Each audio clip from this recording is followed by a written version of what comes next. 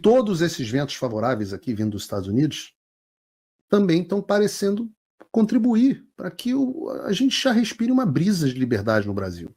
Eu nunca imaginei que eu fosse ter Folha de São Paulo publicando um artigo do presidente Bolsonaro dizendo: aceitem a democracia. E teve gente perguntando se fui eu que escrevi esse artigo para o Bolsonaro. Eu fiquei até feliz das pessoas estarem me perguntando isso, que é um alinhamento grande, mas não fui eu. Não fui eu, nem sei quem foi.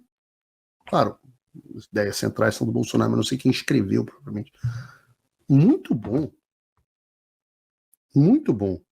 Mas o artigo do Bolsonaro, desculpa, de verdade, o artigo do Bolsonaro é maravilhoso. Aceitem a democracia. E a premissa do artigo é clara. O que ele diz? Palavras do próprio presidente. Nada consegue conter a onda conservadora. Nem a censura, nem os cancelamentos, nem o boicote econômico, nem as perseguições policiais, nem as longas e arbitrárias e injustas prisões. No artigo, Bolsonaro explica algo que a gente já tratou aqui no programa diversas vezes. Primeiro, a desconexão da elite com o povo. Ele diz: nos lugares onde o povo tem sido chamado a opinar, a maioria escolhe a ordem, o desenvolvimento, o progresso, a liberdade econômica, a liberdade de expressão, o respeito às famílias e à religião, o patriotismo. São bandeiras que nós, da direita, vimos levantando há anos, mesmo sob graves ameaças autoritárias. Não tem erro. Quando as pautas da elite enfrentam as pautas do povo em eleições justas, a direita vence. Vocês disseram aqui agora há pouco quem venceria a eleição se não tivesse eleições justas. Bolsonaro, pô. Foi assim nos Estados Unidos? Foi assim na Argentina? E eu tenho fé que vai ser assim no Brasil.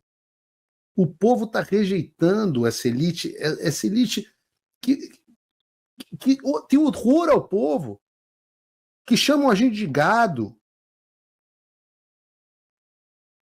que preferem um homem simples como o Bolsonaro do que um bandido como Lula, que se enche de luxos, hotéis caríssimos com dinheiro do povo, móveis maravilhosos, cortinas, farra da Janja, versus o cara que servia miojo de almoço no palácio.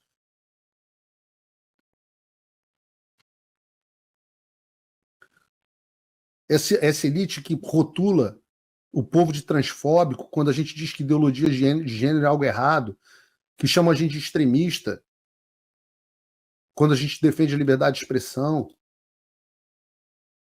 quando a gente defende que assassinato de criança por meio de aborto não pode ser aprovado. Você entra numa redação da Folha, propriamente dita, e faz uma enquete do que os caras pensam, e entra numa casa comum, e você vê a diferença do que as pessoas pensam.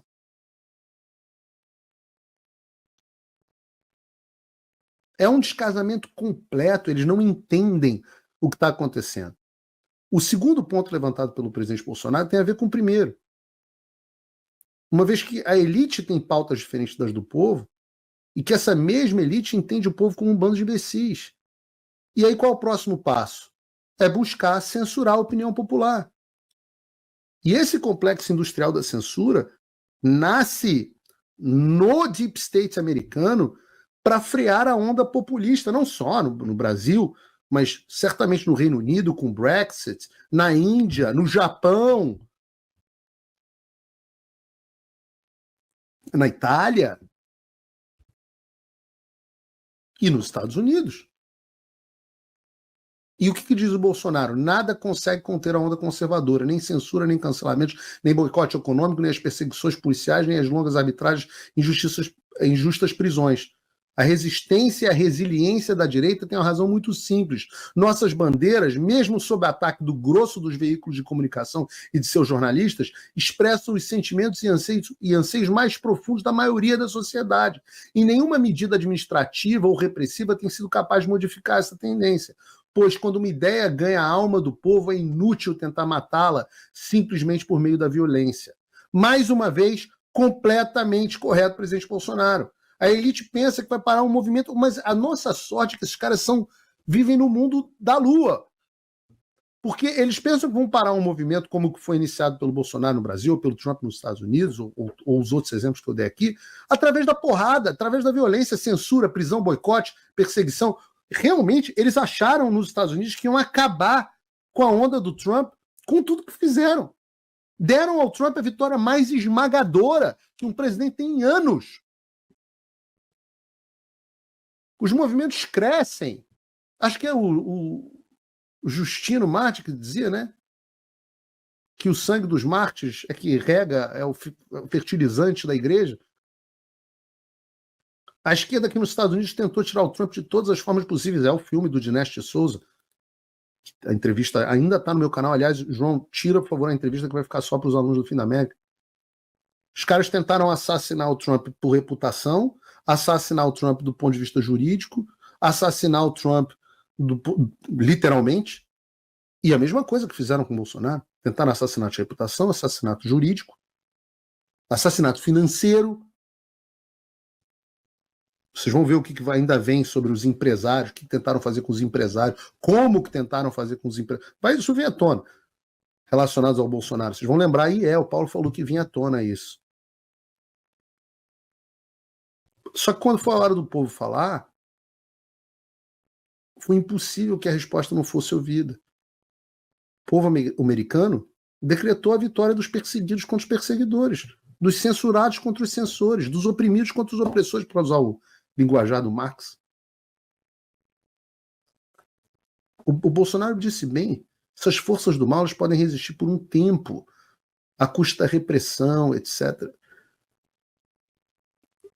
Mas o destino final está traçado. Alexandre, o seu destino está traçado. Barroso, o seu destino está traçado. Lula, o seu destino está traçado.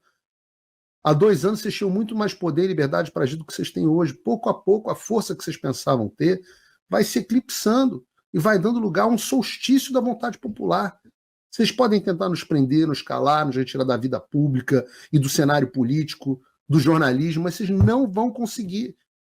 Porque ainda restam homens com brio. E nós vamos resistir. E nós somos a maioria e nós temos o apoio do povo.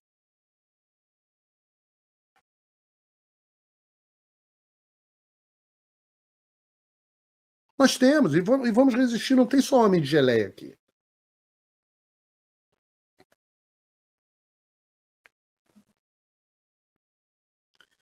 Eu quero terminar o programa citando uma frase do jornalista Carlos Lacerda, foi governador da Guanabara, não é? Do Rio, era o líder da UDN. Na década de 50, o Lacerda falou o seguinte: o que se montou no Brasil não foi apenas um negócio para um grupo de afiliados do poder. Não foi somente um negócio feito às custas da miséria e do esfomeamento do povo. Foi também um negócio para destruir no povo a confiança na democracia. Foi um negócio feito para fazer o povo descrer de si mesmo, para fazer com que o povo pensasse que de nada valia protestar em praça pública, porque os homens no poder pensariam por ele e por ele agiriam desde o começo até o fim. No entanto, o que se viu foi um contra 1 milhão. Quero dizer, um homem contra 1 milhão de cruzeiros. Mas fomos logo tantos milhões de homens que não houve cruzeiro suficiente para esconder a revolta do povo. Vocês sabem o que aconteceu desde então? Depois disso, um dos maiores ditadores que o Brasil já viu, Getúlio Vargas, caiu. Como Getúlio, contra quem lutou e perdeu meu bisavô, vieram outros. E o tempo foi implacável com cada um desses ditadores. A vocação para a luta contra a tirania corre no sangue de muitos brasileiros. Isso vai desde a luta contra a dominação de Portugal, as margens do Rio Ipiranga, proclamação de que a gente seria uma nação independente, passou pelas lutas de pessoas como o meu bisavô, que comandou a Revolução Constitucionalista contra o próprio Getúlio, do meu avô, que devolveu a democracia plena para a mão dos civis brasileiros, até os milhões de patriotas brasileiros que incessantemente ocuparam as ruas até que a Dilma Rousseff caísse, Eu não acho que o nosso povo tem vocação para covardia, nunca teve. Luta pela liberdade nunca para, pessoal. Séculos antes de Cristo, os hebreus já fugiam da tirania do faraó. Você que está acompanhando o nosso estudo bíblico, está vendo aí de domingo, está vendo como é que eles foram parar lá. Mas aí eles fugiram da tirania de faraó, logo depois, anos depois, eles enfrentaram a tirania da Babilônia. Depois a tirania de Roma. Esse é o normal. As lutas da gente não são tão diferentes. O presidente Ronald Reagan, americano, dizia o seguinte: a liberdade está sempre a uma geração da extinção. Mas o Egito caiu, a Babilônia caiu, Roma caiu. Então não existe império que resista desde que haja um bocado de homens e mulheres virtuosos, dispostos a fazer o que é correto, independente do que isso puxe. Até o Alexandre, o verdadeiro, o grande, caiu, porra. Esse Alexandre aí não vai cair? O pequeno? Vai cair, gente. O presidente Bolsonaro foi muito feliz em dizer o seguinte: não tem como conter um movimento que foi criado a partir da vontade popular. Isso foi comprovado agora, com a eleição do Trump. E a gente vai continuar trabalhando, cada um fazendo o seu papel. E eu acredito, nós vamos ser vitoriosos.